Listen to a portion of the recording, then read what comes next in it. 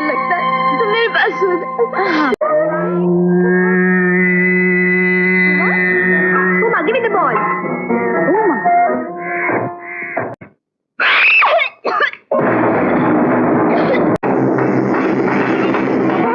ये तो कोई तांत्रिक है, इसे तोड़ना होगा। कौन हो तुम, बोलो। मैं माँ रुद्रा की आत्मा हूँ। तुम्हें यहाँ किसने भेजा है? ये मैं नहीं बता सकता।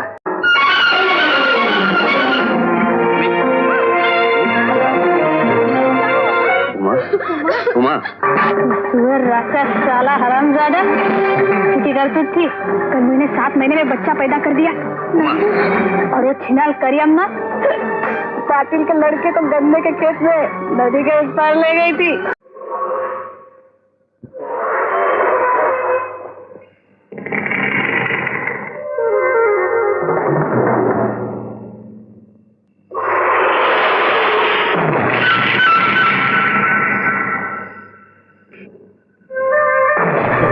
चेंज हो गया।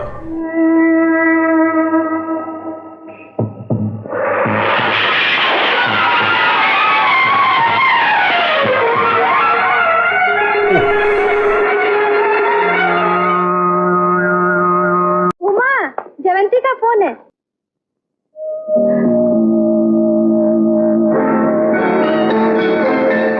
उमा, जरूर। तेरे पैर में चोट तो नहीं लगी? ये क्या है? ये तो गुलाल लगता है। मेरे गांव के बसवा ने मुझे भिजवाया था। इस कुमारी लड़की के शरीर में रहने के लिए भिजवाया था। उस दिन क्या हुआ था जब तुम हमारे घर आई थी? बड़ी गंदी जबान इस्तेमाल की थी उसने, मुझे गालियां भी दी थी। इसे कोई नुकसान तो नहीं ना? नहीं बाबा, बिल्कुल नहीं। जल्दी करो, जल्दी करो, नहीं तो उम्मा आ जाएगी। अभी इसको सुबह ही देखना है। चलो बाबा। 8:30। बाबा, नींबू इधर नहीं है। बाहर देखो तो बाबा, कहाँ गया? नहीं है। तुमने नींबू उठाया? नहीं तो क्यों, क्या हुआ? वहाँ नींबू नहीं है, गायब होता है। अच्छा, तो कभी नहीं सुना मैंने। कोई गड़बड़ तो जरूर है।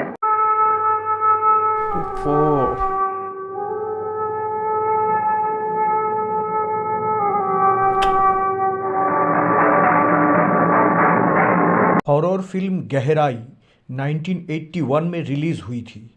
इसकी कहानी विजय तेंदुलकर, विकास देसाई और अरुणा राजे ने मिलित रूप से लिखी थी। फिल्म अरुणा राजे और विकास देसाई द्वारा निर्देशित और एन.वी. कामथ द्वारा निर्मित थी। फिल्म गहराई पूरी तरह से रामसे जेनर के रेट्रो स्टाइल या विपरीत शैली में बनी एक हॉरर फिल्म थी। फिल्म में कोई खौफनाक या डरावना चेहरा नहीं था, कोई भयानक हवेली या कब्रिस्तान नहीं थी, कोई अनावश्यक कॉमेडी या एक्शंस भी नहीं था। लेकिन उस वक्त ये फिल्म देखकर दर्शक डर गए थे। इस फिल्म को बनाने का विचार अरुणा राज को तब आया जब वो फिल्म शक का निर्माण कर रहे थे। फिल्म शक 1975 में रिलीज हुई थी। 1973 की superhit Hollywood flick the Exorcist की सफलता ने फिल्म गहराई के निर्माताओं का हौसला बढ़ाया और प्रोत्साहित किया। हालांकि ये फिल्म द एग्जॉर्सिस्ट की हूबहू नकल तो नहीं थी, लेकिन फिल्म के कुछ सीक्वेंस या दृश्य द एग्जॉर्सिस्ट से प्रभावित थी। फिल्म के मुख्य कलाकार थे डॉक्टर श्रीराम लागू, इंद्रानी मुखर्जी, अनंत नाग, पद्मिनी कोल्हापुरी, सुधीर दलवी, अमरीश पुरी और रीता भादुड़ी। फिल्म की कहानी कुछ इस प्रकार से है। चेन्ना वसप्पा बेंगलोर में एक प्रतिष्ठित फर्म के एक सफल प्रबंधक है और अपनी समर्पित लेकिन आज्ञाकारी पत्नी सरोजा, बेटे नंदिश और बेटे उमा के साथ रहते हैं। चंद्रवसप्पा बेंगलोर में अपने परिवार के लिए एक घर बनाना चाहते हैं और उन्हें पैसों की सख्त ज़रूरत है। वो अपने पैतृक या पुश्तैनी गांव में कई एकड़ में फैले अपने बगीचे को एक साबुन कंपनी को बेचने का फैसला करते हैं। उस बगीचे के देखभाल बसवा नाम के एक बहुत ही गरीब कार्यवाहक करता था, जो चेन्ना वसप्पा के वफादार नौकर थे। चेन्ना वसप्पा के इरादों को जानने के बाद बसवा उत्तेजित हो जाता है, क्योंकि वो चेन्ना वसप्पा के काम को किसी की बलात्कार के करीब मानता है। उनके विचार में ज़मीन का टुकड़ा किसी की माँ के समान है जिसे चेन्ना बसप्पा ने पैसे के लिए बेचना चाहता है। चेन्ना बसप्पा एक तर्कवादी नास्तिक है जो कि भावनाओं को ज़्यादा महत्व नहीं देते हैं और संवेदी धारणा से परे है। वो कार्यालय और ऑफिस दोनों में एक कठोर नेतृत्व वाला और दबंग किस्म के इंसान है। मैंने ये मकान और ये जमीन बेच दी है। अन्ना, इसके नए मालिक यहाँ साबुन की फैक्ट्री लगाएंगे। ये सारे पेड़, ये सब मेरे बेल। जब फैक्ट्री लगेगी सब पेड़ हटा दिए जाएंगे। जमीन को बेचना, ये हमारी माँ, ये सारी मिट्टी, ईंट और पत्थर के बीच से दब जाएगी। ये बलात्कार है, बलात्कार है। ये जमीन तो तुम्हारी नहीं है। मैंने इसे बड़ी मेहनत से संवारा है। डैडी, वो जगह रखनी चाहिए थी। हमारे लिए बेंगलोर में अपना घर होना ज्यादा जरूरी है। अम्मा, मैं 18 तारीख को ट्रिप पर जा रहा हूँ। अम्मा, 18 को तो बहुत बुरी अमावस्या है। तुम किसी और दिन नहीं जा सकते? सरोजा, तुम अब भी इन बातों पे विश्वास करती हो? ये सब बंद होना चाहिए। चेन्ना बसप्पा अपने गांव से वापस आने के कुछ दिन बाद ही उनके बेटी उमा अचानक अजीब हरकतें और व्यवहार करने लगती है। वो चेन्ना बसप्पा के अकथनीय और पूरी तरह से अज्ञात अंधेरे अतीत के बारे में कुछ बोलने लगती है। इस तरह के एक रहस्य के उद्घाटन के दौरान परिवार के बाकी सदस्यों को पता चलता है कि चेन्ना बसप्पा अपने अतीत में उस बागीचे के केयरटेकर बसवा की पत्नी को बहकाया था। बसवा की पत्नी गर्भवती हो गई थी और शर्म से बचने के लिए कुएं में कूदकर आत्महत्या कर ली थी। बहुत गहरा है। क्या कहा? ये कुआं बहुत गहरा है। मुझे उसका सड़ा हुआ मुंह दिख रहा है। तुम्हारे कारण वो कुएं में कूद गई। तुम जिम्मेदार हो उसके मौत के। तुमने उसमें एक छोटी सी जान और पैदा कर दी और वही उसके मौत का बहाना बन गया। बताओ, बसवा की बीवी की जवानी से किसने खेला? पहले हम नहाते हैं, खाना अच्छा लगे तो बाद में खाएंगे। रंजा, मेरा बदन तेरे लिए तरस रहा है। चल चल चल। अरे जा जा जा, उठे। मेरा किस्सा खत्म हो गया है। उसके बाद क्या हुआ मुझे कुछ नहीं मालूम। आपकी वजह से एक औरत अपनी जान दे दी और अभी सब यही कह रहे हैं कि सिर्फ एक दोपहर थी। अरे खाना क्यों नहीं लग रहा है? रामा, अरे जल्दी करो, उमक्का यहाँ बैठी है। खाना खराब हो गया है। हो गया है? हाँ। क्या मतलब? गोबर बन गया है। तुमने जरूर नशे में कुछ किया है, नालायक। नहीं नहीं, ऐसा मत कहिए अम्मा, सचमुच अपने आप खराब हो गया है। इस घर में जरूर कोई बुरी बला आ गई है। चेन्ना बसप्पा उमा को वापस स्वाभाविक स्थिति में लाने के लिए हर दवा और उपचार की कोशिश करते हैं, लेकिन कुछ भी काम नहीं आता। दुर्भाग्य से इस परिवार कई नकली झाड़ फूक करने वाला का भी निशाना बन जाता है, जो अपने टाल मटोल भरी बातों से उन्हें दोहना शुरू कर देते हैं, लेकिन बेचारी उमा का कोई भला नहीं करते। अरे ये क्या हो रहा है रामा? नजर उतारा। ऐसे ही एक उदाहरण में परिवार को एक तांत्रिक भुट्टाचारी द्वारा बेवकूफ़ बनाने की कोशिश किया जाता है, जो वास्तव में उमा के कौमार्य का दोहन करने की कोशिश करता है। हालांकि उस पाखंडी तांत्रिक का ये प्लान नाकामयाब हो जाता है जब उमा के भाई नंदीश बीच में आ जाता है और अपनी बहन को बचा लेता है। अब क्या किया जाए? हमें फौरन किसी मांत्रिक को बुलाना चाहिए। महाकाली, महाकाली। अब क्या करने का इरादा है? एक दिन मिसेस सुब्रमण्यम किसी के बारे में कह रही थी।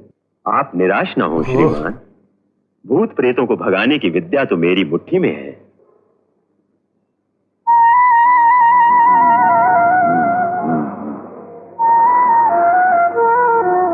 ये दुष्ट आत्माएं भोली भाली लड़कियों को ही पकड़ लेती हैं। अम्मा, आपकी बेटी पर किसी मर्द का साया तो नहीं पड़ा अभी तक? कुंवारी है ना आपकी बच्ची? शिव शिव शिव, उमा बिल्कुल कुंवारी है। बहुत अच्छी बात है ये। आपकी बच्ची बिल्कुल पहले जैसी खिल जाएगी।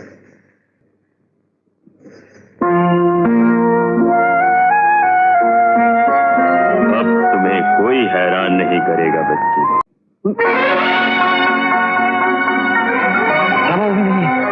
उठो, वो भी नहीं है। डैडी में पुट्टाचारी का घर जाके आता हूँ, शायद वो हमारी मदद कर सके। पुट्टाचारी घर में है, मुझे उनसे मिलना है। मुझे नहीं मालूम, किसी को नहीं मालूम। नहीं मालूम? अरे बता दो। स्मशान में रोड मद्रास रोड।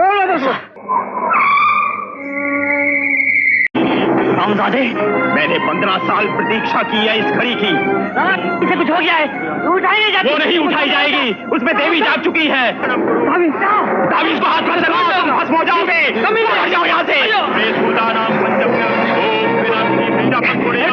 अंत में परिवार को एक शक्तिशाली लेकिन समझदार वीराचारी तांत्रिक शास्त्री जी के हाथों में शांति मिलती है, जो चिन्नावसप्पा के घर में ही बुराई की जड़ों का पता लगाता है। एक नींबू पर जादू और एक बदसूरत वुडू गुड़िया या वुडू डॉल चिन्नावसप्पा के मकान के छत से बरामद होती है। शास्त्री जी उमा के शरीर के अंदर की आत्मा को उसकी पहचान प्रकट करने का आदेश देते हैं और ये पता चलता है कि वो नापाक आत्मा वास्तव में उमा को एक गांव के तांत्रिक द्वारा भेजी गई थी, जिसे बसवा ने इस जघन्य काम के लिए भुगतान किया था। क्या हुआ नंदू? क्या हुआ है नंदू? जाने मुझे क्या होगा, मैं बचूंगी नहीं मम्मी। साहब, मैं मांत्रिक को ले आया हूँ। देखिए, रामा ने आपको गलती से बुला लिया है। हमें किसी मांत्रिक की जरूरत नहीं।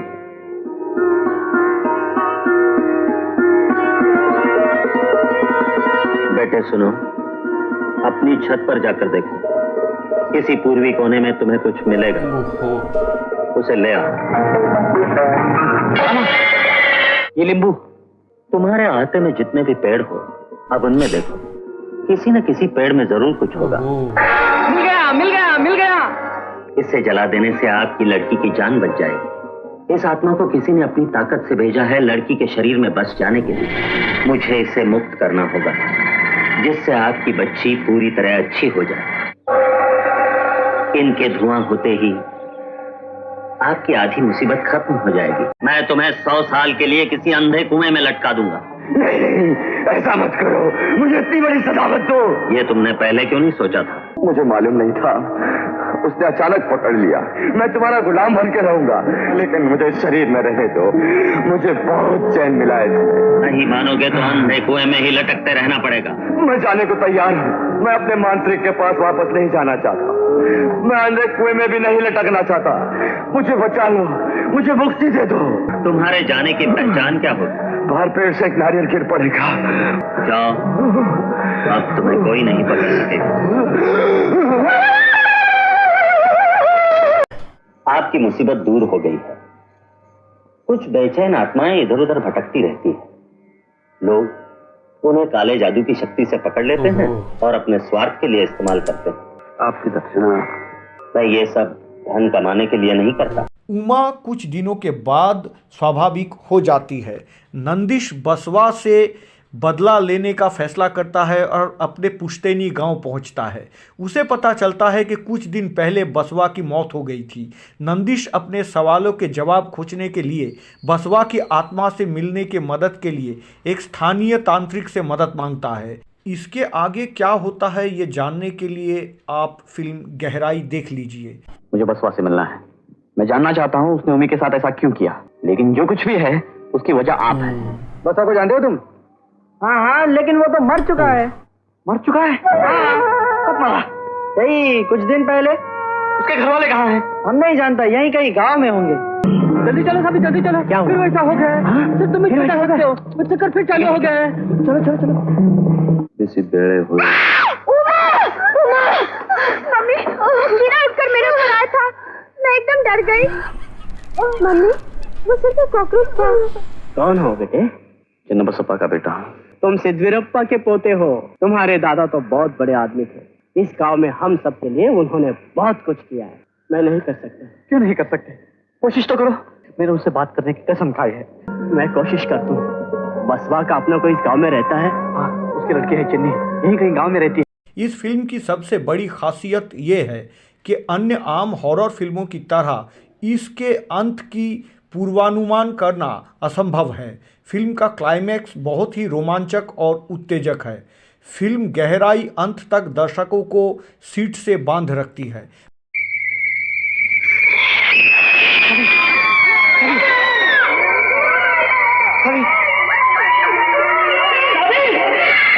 से आवाज तुम्हें सुनाई पड़ेगी, लेकिन सुनना नहीं।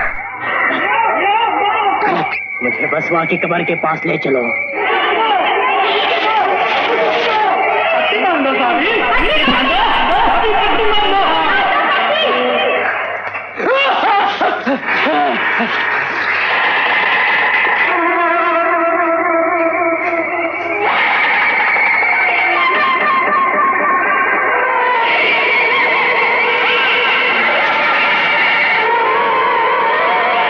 बंधन सख्त है, सब मांगे भी पूरी की है।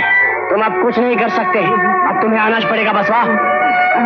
बसवा, चन्नी राह देख रही है, अब इन फूलों का पीछा करना पड़ेगा।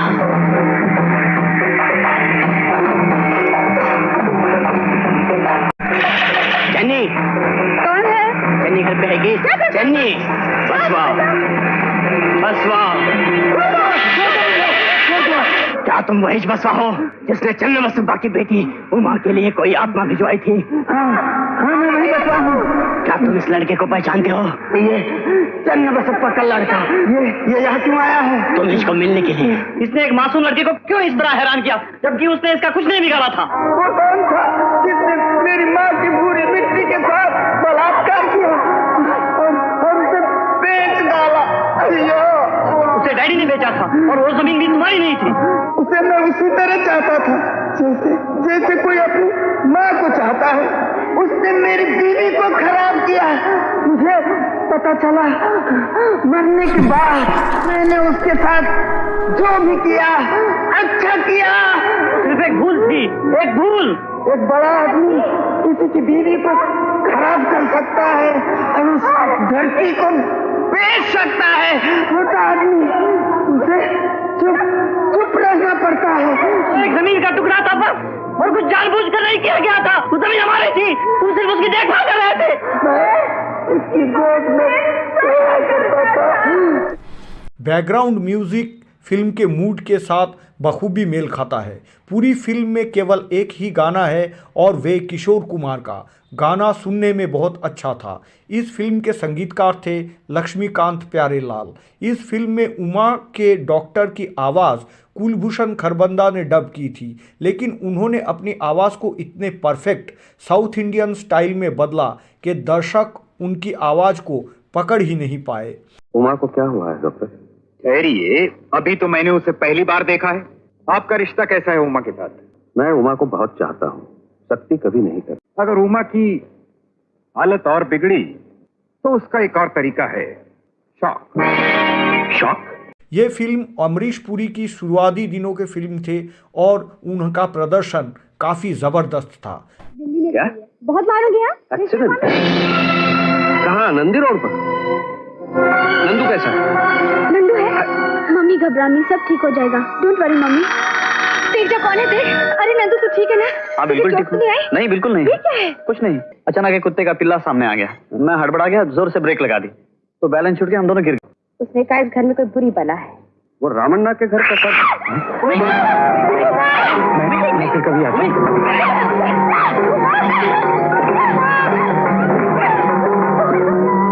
फिल्म गहराई में पद्मिनी ने एक विवादित सीक्वेंस में नजर आए थे, जिसे लेकर उन दिनों बहुत कंट्रोवर्सी हुई थी, लेकिन उनकी ये फिल्म काफ़ी ज़्यादा हिट हुई थी और इस फिल्म के ज़रिए पद्मिनी को अपनी एक अलग पहचान मिल गई थी। इस फिल्म में पर्यावरण बचाने का एक संदेश भी दिया गया है। वो जमीन तुम्हारे लिए सब कुछ थी और डैडी ने उसे बेच दिया, लेकिन इसका बदला तुमने मेरी बहन से क्यों लिया?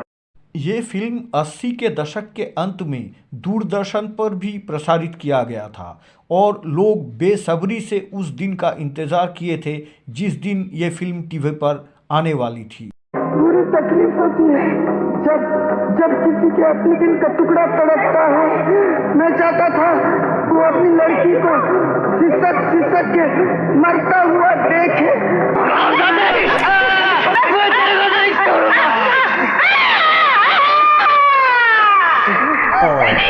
अगर आप हॉरर फिल्म के शौकीन हैं और अभी तक फिल्म गहराई नहीं देखे हैं तो आप बहुत बड़े मिस कर रहे हैं। इस फिल्म को आप ज़रूर देखिए।